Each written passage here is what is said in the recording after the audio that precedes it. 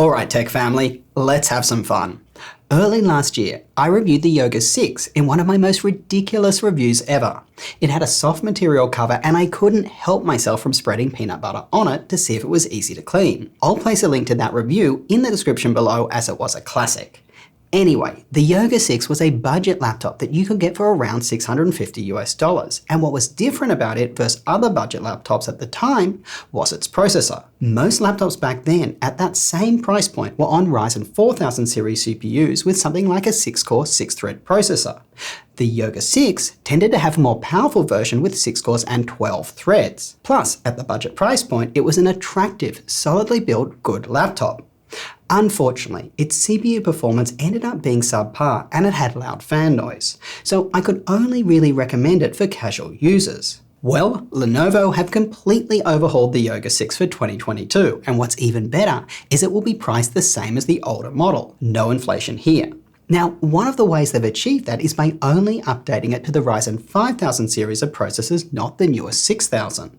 Lenovo specifically chose to do this to keep the price of the laptop low, a decision I really like because, as you're about to see, they've managed to substantially improve the laptop for that same price. Now, as this isn't the newest Ryzen processor, I'm going to keep the performance section of this video rather brief, as by now we all know how the Ryzen 5000 new processor performs. It is generally a very good performer.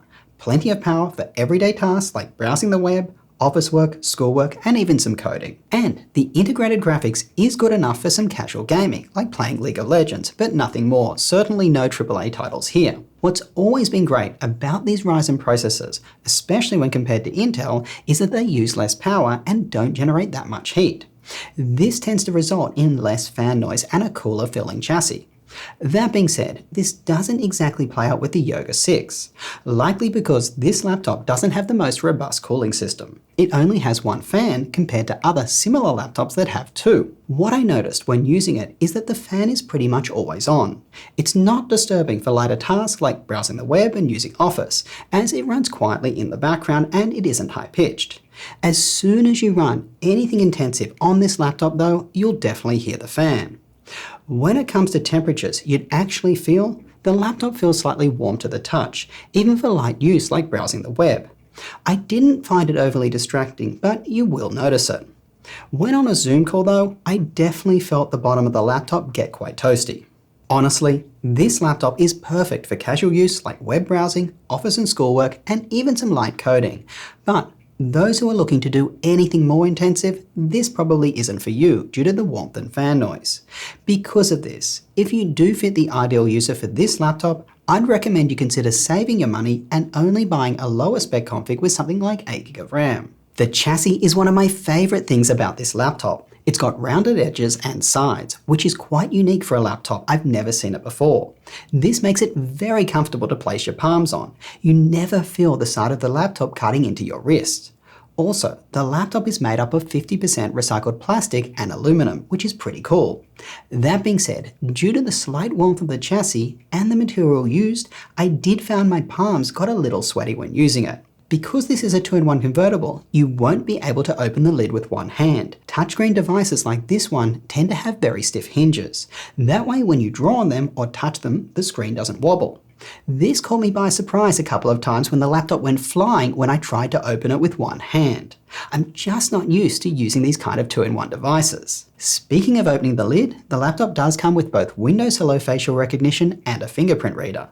Plenty of options to get you logged in fast. The port selection is ample, with 2 USB-C ports that can both be used for charging, and an HDMI 2.0 port as well as a headphone jack. There are also 2 USB-A ports and a micro SD card reader. The downside is all the USB ports are the slower 3.2 Gen 1 5GB variety.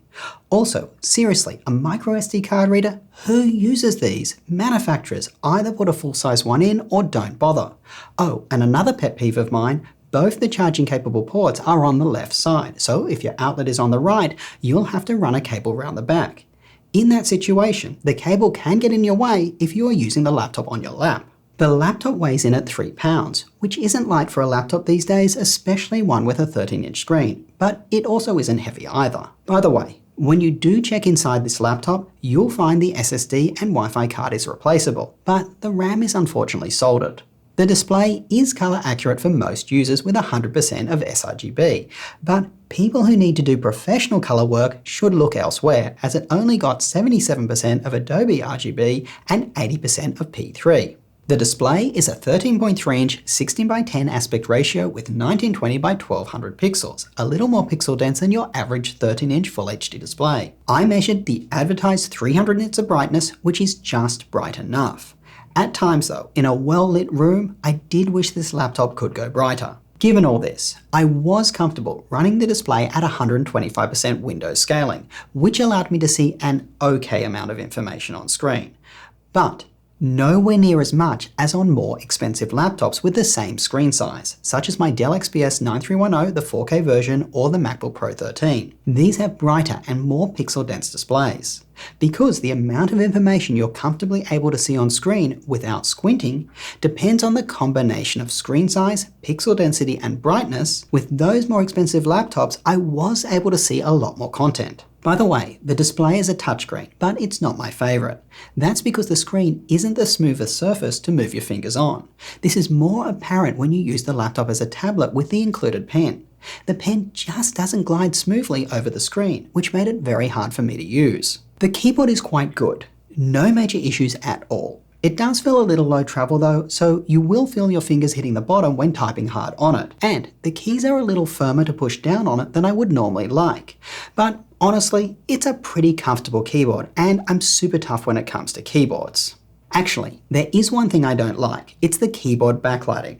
A lot of light leaks out the side of the keys, so if you are using the laptop at an angle like on your lap, say on the couch, it becomes harder to make out the keys than on a regular backlit keyboard, as the light leaking out the side is rather blinding. It does still work though. Oh, one more thing. Even though the top of the chassis is very rigid, the keyboard deck does have some flex to it.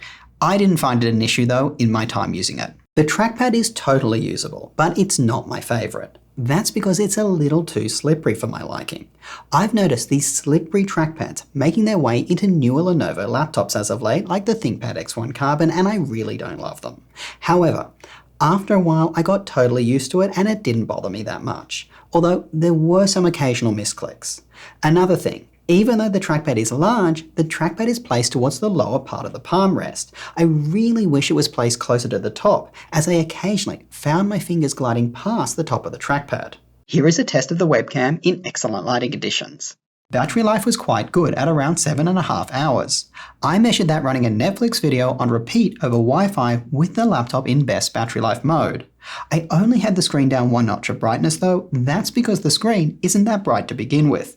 You'll get more battery life if you do turn it down further. The speakers get loud and have some clarity, but they lack bass and a soundstage. They are certainly decent, but definitely not in the same league as a MacBook Pro.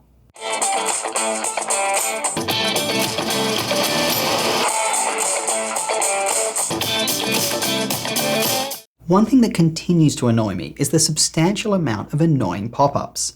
Lenovo, if you're going to include McAfee, don't allow them to do these pop-up advertisements. It's disturbing and absolutely not okay. Alright, before we wrap, my unit is an early stage model and not a retail one. That's why you've probably noticed the Windows activation message in the bottom right corner of the laptop screen during a lot of my B-roll shots.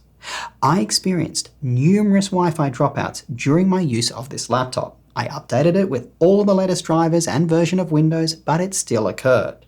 I ended up switching to my MacBook Pro 14, which experienced no dropouts on the same network. Lenovo will likely fix this by the time you buy one.